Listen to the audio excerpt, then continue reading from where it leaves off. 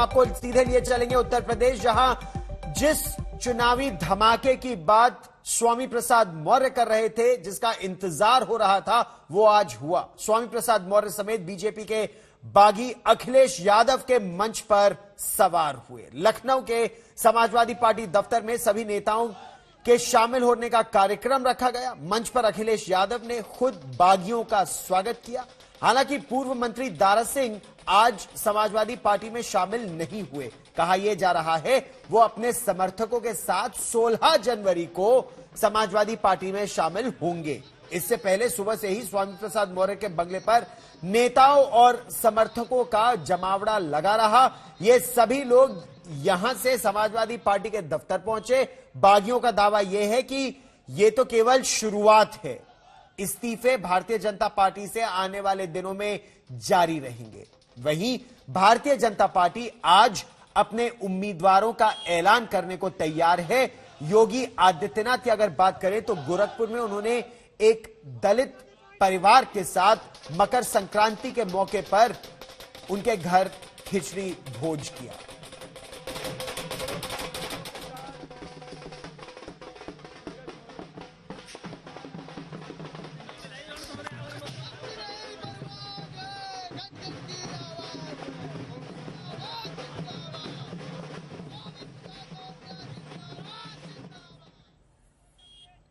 और समाजवादी पार्टी के मुखिया अखिलेश यादव ने बाहें फैलाकर बीजेपी के बागियों का स्वागत किया और दावा किया कि नए साथियों के साथ मिलकर वो उत्तर प्रदेश में अगली सरकार बनाएंगे। जो उनकी पार्टी का इस समय लक्ष्य भी है 22 में बाइसिकल।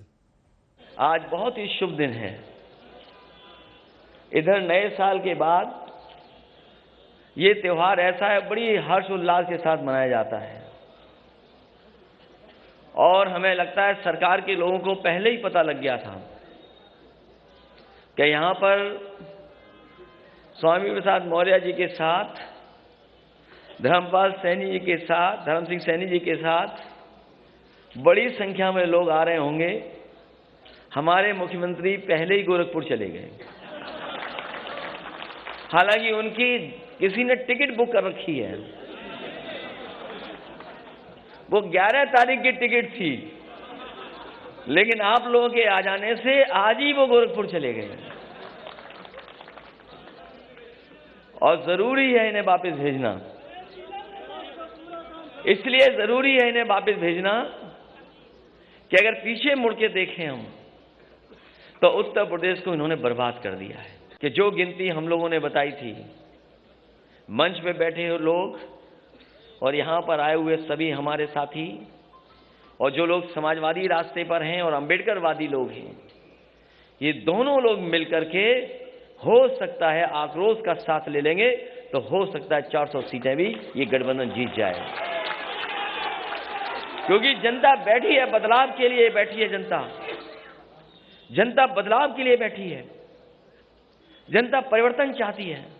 इसी दिन का तो इंतजार कर रहे थे हम लोग कि चुनाव कब आएगा। अब साइकिल का हैंडल भी ठीक है और दोनों पहिए भी ठीक हैं अब, और पैडल चलाने वाले देखो कितने हमारे नौजवान साथी दिखाई दे रहे हैं। अब कोई नहीं रोक सकता रफ्तार को। जब समाजवादी और अंबेडकरवादी साथ आ गए तो कोई नहीं रोक सकता। ये जो उत्तर प्रदेश के बाबा मुख्यमंत्री हैं, फेल हो चुके हैं। कितने भी दिल्ली वाले आए, अब ये पास होने वाले नहीं है, क्योंकि जनता ने मन बना लिया है इनका सुपड़ा साफ होगा। और इस बार तो ऐसा बीजेपी वाले हिट विकेट हुए कि हमारे तमाम नेताओं की स्ट्रेटजी नहीं समझ पाए। वो स्ट्रेटजी नहीं समझ पाए। अगर स्ट्रेटजी समझ गए होते तो पता नहीं क्या करते वो लोग, न जाने कौन से डैमेज कंट्रोल में लग जाते। तो अखिलेश यादव ये दावा कर रहे हैं कि भारतीय जनता पार्टी समाजवादी पार्टी की स्ट्रैटेजी, जिस सोशल इंजीनियरिंग की बात कर रहे हैं, वो भारतीय जनता पार्टी समझ नहीं पाई। स्वामी प्रसाद मौर्य की बगावत और उसके साथ ही साथ अखिलेश यादव का सियासी अरमान, योगी आदित्यनाथ ने इस पर तंज कसा। गरीबों के हक को हड़पना उनके लिए अपना जन्मसिद्ध अधिकार है, और इसी को अगर वे सामाजिक न्याय कहते हैं तो मुझे लगता है सामाजिक न्याय नहीं, ये सामाजिक शोषण है। हमें फर्क महसूस करना पड़ेगा सामाजिक न्याय और सामाजिक शोषण में, कि जो लोग गरीबों का हक छीनते थे, डकैती डालते थे, पेशेवर अपराधियों को अपना शागिर्द बनाते थे, जब वे पेशेवर माफिया और अपराधी प्रदेश के अंदर गरीबों के मकानों पर कब्जा करते थे, दलितों की बस्तियों पर कब्जा करते थे, बुलडोजर चलाते थे, उनकी जमीनों पर जबरदस्ती उन्हें हड़पने का कार्य करते थे, तब इन लोगों की कहीं से मुंह से आवाज नहीं निकलती थी। हम तब विपक्ष में थे, तब भी लड़ाई लड़ते थे, और आज अपराध मुक्त प्रदेश बना करके सबको सुरक्षा और सबको विकास के इस राह के साथ जोड़ने का कार्य किया है। और यही सबका साथ, सबके विकास का मंत्र ही सामाजिक न्याय का सही मंत्र है। और तो योगी आदित्यनाथ लगातार अपराध मुक्त उत्तर प्रदेश की बात कर रहे हैं, लेकिन आज की सियासी महफिल स्वामी प्रसाद मौर्य के नाम रही, जिन्होंने लाल टोपी पहनते हुए भारतीय जनता पार्टी पर जमकर हमला किया, और हमला इस सुरक्षा के मुद्दे पर भी किया। सुनिए। आज 14 जनवरी मकर संक्रांति भारतीय जनता पार्टी के अंत का इतिहास लिखने जा रहा है। भारतीय जनता पार्टी के वो बड़े बड़े नेता जो कुंभकर्ण नींद सो रहे थे, जिनको कभी विधायकों, सांसदों और मंत्रियों से बात करने का वक्त नहीं मिलता था, हम लोगों के इस्तीफा देने के बाद उनकी नींद हराम हो गई है, नींद ही नहीं आ रही है। नारा दे रहे हैं 80 और 20 का, और मैं ये कहता हूं 80-20 नहीं, अब तो होगा 15 और 85 का। 85 तो हमारा है, 15 में भी बंटवारा है। मैं ये भी चुनौती देता हूं, जिसका मैं साथ छोड़ता हूं उसका कहीं अता पता नहीं रहता है। मेरे बाद साथ छोड़ने वालों का एक लंबा कतार चल रहा है। आज के बाद भी ये इस्तीफा देने का सिलसिला चलता रहेगा। और साथ ही साथ 2022 के विधानसभा चुनाव में जब 10 तारीख को परिणाम आएगा, तो 2017 के पहले जो भारतीय जनता पार्टी का आंकड़ा था 42 विधायक और 45 विधायक का, मैं दावे के साथ कहना चाहता हूं, इन नौजवानों की कुवत के बिना पर आपको फिर पुराने आंकड़े दहाई पर लाके खड़ा करने का काम करूंगा। बीजेपी के बागियों के एसपी में शामिल होने के इस कार्यक्रम को समाजवादी पार्टी की वर्चुअल रैली का नाम दिया गया था। दरअसल कोरोना संक्रमण के चलते चुनाव आयोग ने 15 जनवरी तक प्रदेश में किसी भी रैली और रोड शो पर पाबंदी लगाई थी, लेकिन इन तस्वीरों को देखिए, वर्चुअल रैली के नाम पर भी इस कार्यक्रम में कितनी भीड़ थी। समाजवादी पार्टी के मंच के सामने समर्थकों और कार्यकर्ताओं की भारी भीड़ साफ देखी जा सकती है। लखनऊ के डिस्ट्रिक्ट मैजिस्ट्रेट ने मामले को गंभीरता से लिया। मैजिस्ट्रेट के साथ पुलिस की टीम को जांच के लिए समाजवादी पार्टी के दफ्तर भेजा गया है। रिपोर्ट के आधार पर अब आगे कार्रवाई होगी। और इससे पहले स्वामी प्रसाद मौर्य के लखनऊ बंगले पर जुटे बागी विधायकों ने लंबे चौड़े दावे किए। यह भी कहा गया कि बीजेपी के तमाम दिग्गज नेता और संघ के नेता भी बागियों को वापस बुलाने के लिए मान मुनव्वल इस समय कर रहे हैं। उत्तर प्रदेश में जो तूफान आने वाला, उस तूफान से भारतीय जनता पार्टी के परखच्चे उड़ जाएंगे।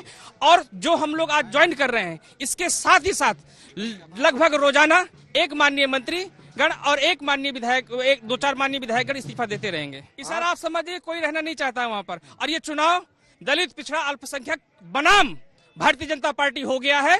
और 85 तो हमारा है, 2015 में भी बंटवारा है। बीजेपी वाले तो अभी भी बुला रहे हैं कि आ जाओ भैया, पहले 85% लोगों ने ही तो हमारी लगाई थी नैया, अब आ जाओ मेरे भैया।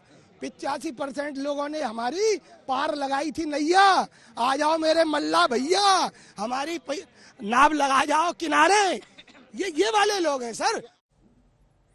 और इस समय शिल्पी मेरी सहयोगी हमारे साथ ज्यादा जानकारी के साथ जुड़ रही हैं। शिल्पी, 2 प्रश्न है यहां पर, रैली पर बाद में आएंगे, डीएम क्या कार्रवाई कर रहे हैं उस पर बाद में आएंगे, इस भीड़ को लेकर। लेकिन उससे पहले यह बताइए, जो बागी विधायक या अब जो समाजवादी पार्टी में नए नेता शामिल हुए हैं, वो ये कह रहे हैं कि अभी तो केवल शुरुआत है, बाढ़ आ जाएगी।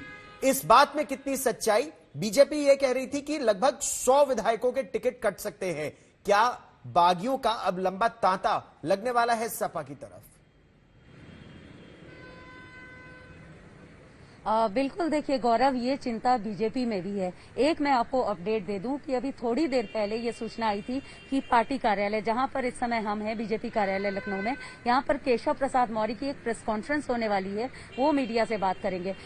यहां पर मीडिया पहुंची, लेकिन तब तक ये पता चला कि ये प्रेस कॉन्फ्रेंस कैंसिल हो गई है। आप समझ सकते हैं कि ऐसे समय पर उप मुख्यमंत्री की प्रेस कॉन्फ्रेंस और उसके कैंसिल अचानक ही, अकारण ही हो जाने का क्या मतलब है। दूसरी बात यह है कि आपने देखा कि जिस तरह से चुनौतियां दी गई उसमें कई बात थी। सीधे तौर पर चेतावनी थी कि मैंने जिसका साथ छोड़ा उसका क्या हुआ ये देखना है, इसको आप बड़बोलापन भी कह सकते हैं।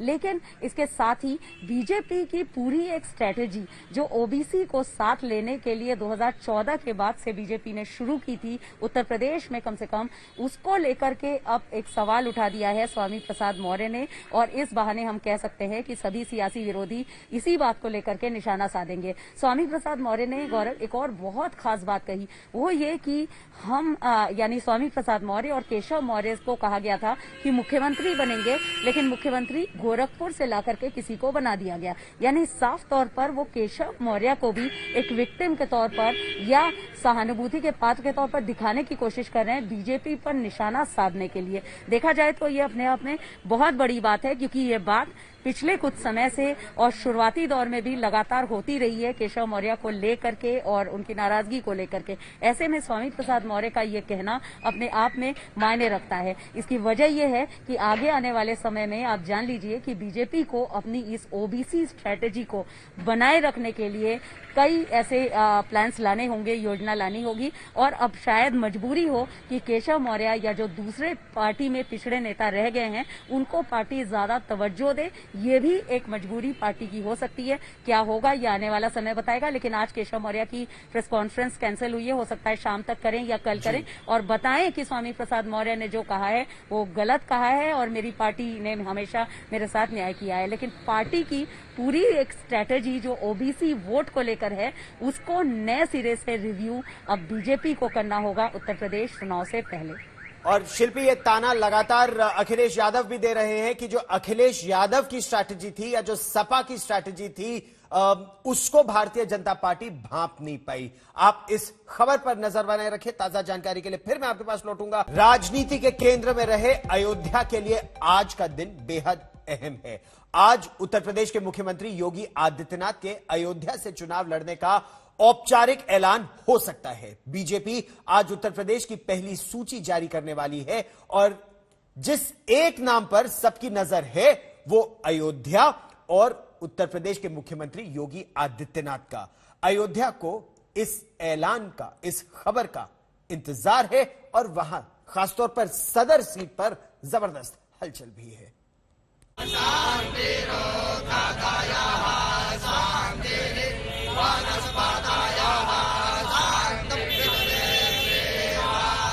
ऐलान से पहले ही अयोध्या में खुशियों की उफान है।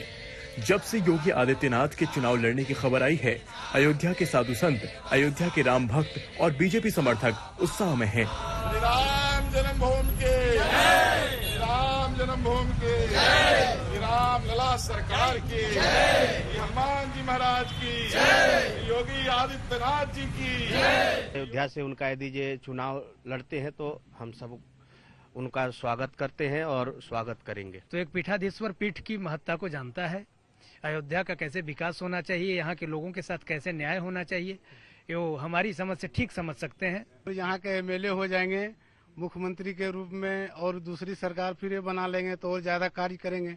मोदी है तो मुमकिन है और योगी है तो पूरा यकीन है। होगा, सब कुछ होगा। और यहाँ से लड़ने पर बहुत अच्छा जो है बहुमत मिलेगा। खबर है कि बीजेपी ने जिस सूची पर ओके की मुहर लगा दी है उसमें योगी का नाम भी दर्ज है। तय हो चुका है कि इस चुनाव में अयोध्या की बागडोर योगी ही थामेंगे। योगी ही बताएंगे कि बीजेपी के लिए अयोध्या के क्या मायने हैं। योगी ही बताएंगे कि राम मंदिर का निर्माण कितनी बड़ी उपलब्धि है और योगी ही ये भी समझाएंगे कि राम मंदिर की राह में कांटे बिछाने वाले विरोधी कौन थे, कुछ उसी अंदाज में जैसे कि वो अब तक रैलियों में करते रहे हैं। कुछ जिन्होंने स्वयं के मानवीय चरित्र के माध्यम से संपूर्ण मानवता के सामने जिन्होंने एक आदर्श प्रस्तुत किया, अयोध्या उनकी स्वयं की जन्मभूमि भी है। कौन ऐसा भारतीय होगा जो अयोध्या की परंपरा पर गौरव की अनुभूति न करता हो। और हर एक व्यक्ति अयोध्या की इस परंपरा के साथ जोड़ना चाहता है। तो आज योगी के अयोध्या से चुनाव लड़ने का औपचारिक ऐलान हो जाएगा, लेकिन इसकी तैयारी तो काफी पहले से हो चुकी थी। 4.5 साल में 30 बार योगी अयोध्या गए और उस बुनियाद को मजबूत करते रहे, जिसका नतीजा यह है कि अब वो अयोध्या के चुनावी आंगन में खड़े दिखने वाले हैं। अयोध्या को भी उस ऐलान का बेसब्री से इंतजार है। लड्डू पेड़ा ये उत्सव का माहौल हो गया है, क्योंकि अयोध्या वासी साधु संत धर्माचार्य हमेशा से ये मांग करते रहे हैं कि योगी जी अयोध्या से चुनाव लड़ें, क्योंकि योगी जी का पीढ़ियों से अयोध्या से नाता रहा है। योगी जी के गुरु स्वामी श्री अभयनाथ जी ने पूरा जीवन श्री राम मंदिर के लिए संघर्ष किया और योगी जी पहले ऐसे मुख्यमंत्री हैं कि जब से वो मुख्यमंत्री बने तब से लगातार अयोध्या के गौरव को उन्होंने बढ़ाया है। ये अयोध्या धर्म की नगरी है और माननीय योगी जी साधु हैं और अयोध्या उनको इसलिए पसंद आई कि यहाँ एक धार्मिक नगरी है। अयोध्या हिंदू मुस्लिम सिख ईसाई की नगरी है और योगी जी संत हैं, तो 5 साल का कार्यकाल उनका बड़ा बेहतर गुजरा और आगे भी उनका गुजरेगा। अयोध्या के लोग संतुष्ट भी हैं। अयोध्या कभी पहचान की मोहताज नहीं रही। धार्मिक नजरिए से तो वो हमेशा से आस्था का केंद्र रही है। राम मंदिर आंदोलन से उसे राजनीतिक अहमियत भी हासिल होती रही, लेकिन योगी के यहाँ से चुनाव लड़ने से अयोध्या को विनय कटियार के बाद एक बड़ा सियासी चेहरा भी मिल जाएगा। इसका कारण यही है कि राम मंदिर के निर्माण का जो कार्य प्रगति पर है, उसकी प्रगति के साथ अयोध्या की तस्वीर बदलने की बात बीजेपी सरकार 5 साल में कर रही है। मंदिर ही नहीं, सड़कों से लेकर के शहर का सौंदर्यीकरण हो, भव्य दीपोत्सव हो और यहाँ तक इस पूरे इलाके में कहीं ना कहीं यूपी की एक तस्वीर अयोध्या से बनती हुई पिछले 5 सालों में नजर आई है। और यही कारण है कि अयोध्या का चुनाव करके कहीं ना कहीं मुख्यमंत्री योगी आदित्यनाथ इस गढ़ को बनाने की कोशिश करेंगे जो लगातार बीजेपी को फायदा पहुंचाता रहा है। अभिषेक मिश्रा, अयोध्या, आज तक। हम बात कर रहे हैं कोरोना के संकट की, जो लगातार बढ़ता जा रहा है। आंकड़ों का बढ़ता ग्राफ डराने वाला है। हालात देखकर लगता है कि देश में अभी तीसरी लहर का पीक आना बाकी है। रोजाना संक्रमण के मामलों में इजाफा हो रहा है। महाराष्ट्र की बात करें, राजधानी दिल्ली की बात करें, तो यहां महामारी की रफ्तार हैरान और परेशान कर देने वाली है।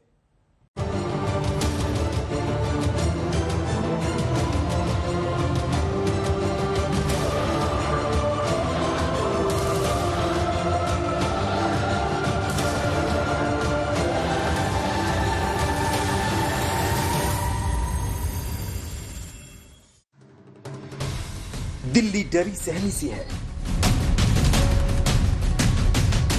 महाराष्ट्र में भी खौफ बरकरार है।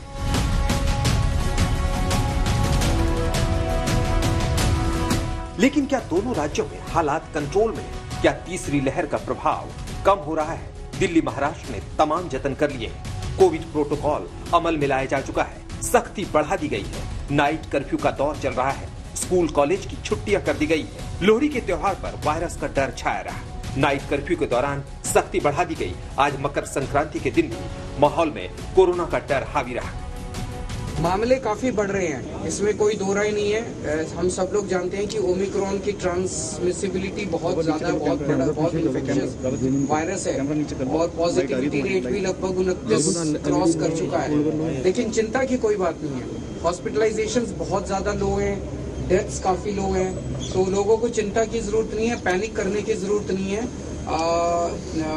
सारी व्यवस्थाएं दुरुस्त हैं, बेड्स की कोई कमी नहीं है, आईसीयू बेड्स की कोई कमी नहीं है। पैनिक नहीं करना, लेकिन जिम्मेदारी के साथ व्यवहार करना है। दिल्ली और महाराष्ट्र में खतरा बढ़ा है, आंकड़ों में बेतहाशा इजाफा हो रहा है, लेकिन रोजाना आ रहे संक्रमण के मामले देखकर थोड़ी सी राहत मुंबई के लिए जरूर है। 9 जनवरी को मुंबई में 19,474 नए केस आए, वहीं दिल्ली में 22,751 मामले रिकॉर्ड किए गए। 10 जनवरी को मुंबई में 13,648 और मुंबई में 19,166 नए केस दर्ज हुए। मुंबई में 11 जनवरी को 11,647 और मुंबई में 21,259 केस मिले। वहीं 12 जनवरी को मायानगरी में 16,420 केस आए। दिल्ली में उस दिन 27,561 मामले मिले और 13 जनवरी को मुंबई में 13,702 नए केस, जबकि दिल्ली में 28,867 मामले दर्ज किए गए।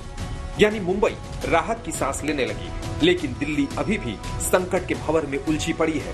वैसे दिल्ली सरकार की माने तो राजधानी में की गई सख्ती का असर दिखने लगा है। कल दिल्ली में देखिएगा ऑल टाइम हाई 28,667 केसेज आए थे, जो अभी तक कभी नहीं आए, पिछली वेव में भी नहीं आए। पिछली जो पीक थी उससे भी ज्यादा थे, परंतु दोनों में फर्क ये है कि जब पिछली पीक आई थी तब दिल्ली के अंदर 25,000 बेड भरे हुए थे, अब उससे 10% भी बेड नहीं है, हॉस्पिटल बेड ऑक्यूपाइड नहीं है। तो हॉस्पिटल में एडमिशन बहुत कम है compare to number of cases, तो ये बहुत ही संतोष की बात है। दूसरी संतोष की बात ये है कि पिछले 5 दिन से एक रफ्तार से जो केसेस अस्पताल जा रहे थे वो रफ्तार रुक गई है, बिल्कुल स्टैग्नेंट हो गया है। यानी 15,000 पे भी उतने एडमिशन थे और 28,000 पे भी उतने एडमिशन है। इसका मतलब जल्द ही ये डाउन जाना चाहिए जो ट्रेंड है। और जो आज का हम डाटा कलेक्ट कर रहे हैं, जो शाम तक बताया जाएगा, वो बता रहा है कि इस बार आज 25,000 से शायद कम केस आएंगे। दिल्ली के अस्पतालों में बेड्स खाली है, मरीजों की संख्या बेहद कम है। एक बात और कही जा रही है कि दिल्ली में जितने भी लोगों की कोरोना से मौत हो रही है, उनमें से 75% लोगों ने कोरोना टीका नहीं लगवाया था। डेथ जो हो रही है ज्यादातर कोरोना की वजह से नहीं, कोमोर्बिडिटीज की वजह से हो रही है। कैंसर के पेशेंट्स हैं, लास्ट स्टेज कैंसर है, उसको कोरोना भी हो गया। हॉस्पिटल में एडमिटेड पेशेंट है, वो टेस्ट किया तो कोरोना भी निकल आया। ज्यादा लोग ऐसे हैं जिनकी वैक्सीनेशन नहीं है, परंतु फिर भी कोमोर्बिड तो वैक्सीनेशन वाले भी हैं। जो डेथ हुई है वैक्सीनेशन के बाद, तो कोमोर्बिडिटी ही मेजर कारण दिख रहा है। वहीं पूरे महाराष्ट्र की बात करें तो 12 जनवरी को एक दिन में 46,723 नए मामले दर्ज किए गए, लेकिन अगले ही दिन उसमें मामूली गिरावट दर्ज की गई। गुरुवार को 46,406 मामले सामने आए। राज्य में संक्रमण के हालात को काबू में करने के लिए अब उद्धव सरकार ने केंद्र से ज्यादा वैक्सीन देने की मांग की है। वैक्सीनेशन के हद तक जो जैसा 15 to 18 इयर्स के किशोरों को जो अभी हम वैक्सीनेशन देने का प्रोग्राम कर रहे हैं, या हेल्थ वर्कर्स और फ्रंट लाइन वर्कर्स 60+ लोगों के लिए जो प्रिकॉशनरी डोज देने की बात हुई है, उसके लिए हमें कोविशील्ड और कोवैक्सीन दोनों भी डोसेस निश्चित तौर पर उसकी मात्रा कम पड़ रही है। और कई कलेक्टर्स की ये मांग हो रही है कि कोवैक्सीन खत्म हो रहा है करके, तो हमने ये मांग रखी कि 50 लाख कोवैक्सीन कोविशील्ड और 40 लाख कोवैक्सीन हमें देना चाहिए। इस बार का खतरा थोड़ा अलग है। डेल्टा में हॉस्पिटलाइजेशन रेट जहां 10% था, वहीं ओमिक्रॉन के केस में 1 से 2% ही है। मगर जिस रफ्तार से ओमिक्रॉन फैल रहा है, उसे देखते हुए 2% ये दर भी चिंता बढ़ा रही है। कुछ रिसर्च का दावा है कि हर रोज 2.5 लाख केस आएंगे, तो पीक आने की स्थिति में वो 10 लाख से ज्यादा हो सकते हैं। इससे हर रोज 20,000 मरीज भर्ती होंगे, तो अस्पतालों पर भारी दबाव पड़ेगा। दिल्ली से सुशांत मेहरा के साथ आज तक ब्यूरो। देश में कोरोना की तीसरी लहर का खतरा न केवल बढ़ रहा है, बल्कि गंभीर होता जा रहा है। नए मामलों की बेकाबू रफ्तार को लेकर प्रधानमंत्री नरेंद्र मोदी ने कल मुख्यमंत्रियों के साथ एक महत्वपूर्ण बैठक की। इस बैठक में उन्होंने टीकाकरण पर विशेष बल दिया, साथ ही इस बात पर भी जोर दिया कि पाबंदियां ऐसी हो जिससे लोगों की आजीविका पर चोट न पहुंचे।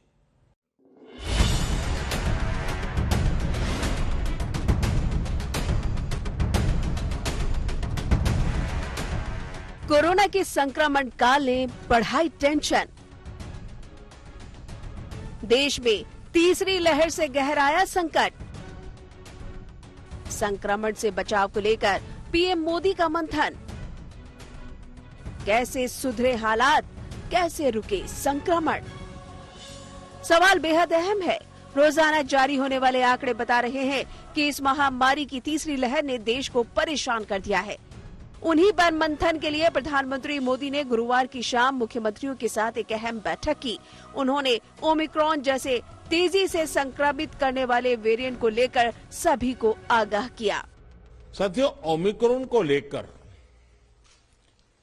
पहले जो संशय की स्थिति थी वो अब धीरे धीरे साफ हो रही है। पहले जो वेरिएंट थे उनकी अपेक्षा में कई गुना अधिक तेजी से ओमिक्रॉन वेरिएंट सामान्य जन को संक्रमित कर रहा है।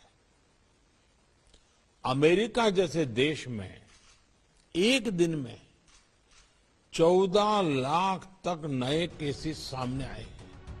प्रधानमंत्री ने ये भी कहा कि कड़ी मेहनत ही जीत का एकमात्र विकल्प है। प्रीएम्प्टिव, प्रोएक्टिव और कलेक्टिव अप्रोच ही जीत का मूल मंत्र है। पीएम ने अर्थव्यवस्था की गति को बनाए रखने का सुझाव भी दिया। साथ ही बचाव के लिए टीकाकरण को सबसे शक्तिशाली तरीका बताया।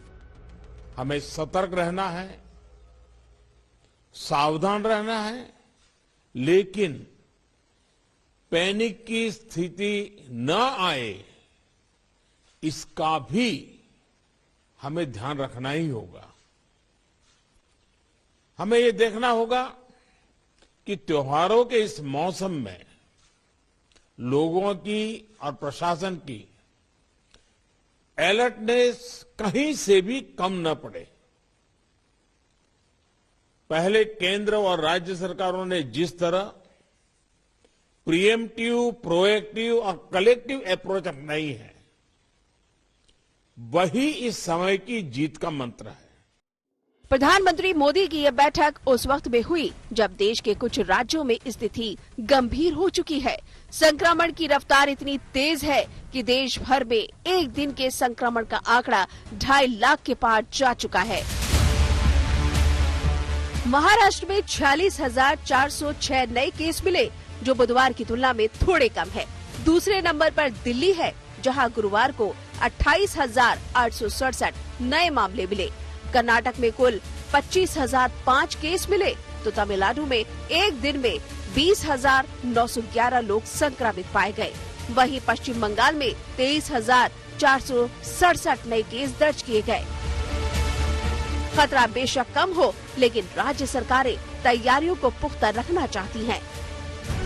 दिल्ली से सटे हरियाणा के झज्जर एम्स में भी तैयारी पूरी है। यहाँ ओमिक्रॉन मरीजों का इलाज चल रहा है। तीसरी लहर का डटकर मुकाबला करने के लिए मेडिकल स्टाफ पूरी तरह से तैयार है।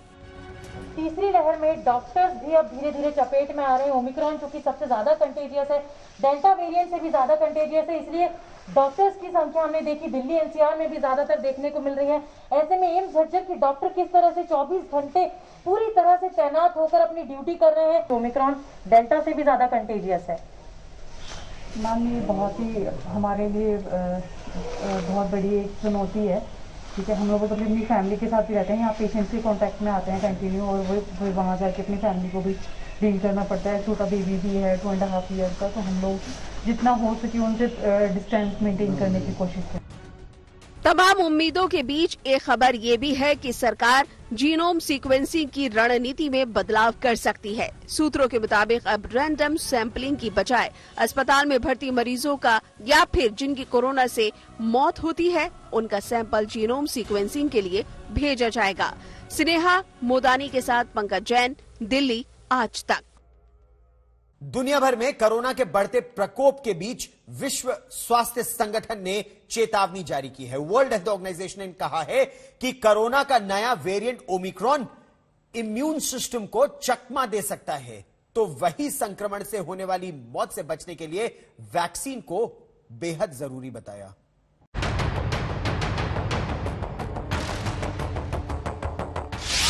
डेल्टा से भी तेज फैल रहा ओमिक्रॉन। इम्यून को चकमा दे सकता है नया वेरिएंट। दुनिया में पिछले हफ्ते 1.5 करोड़ मामले आए सामने। पिछले 24 घंटे में 32 लाख से ज्यादा केस दर्ज।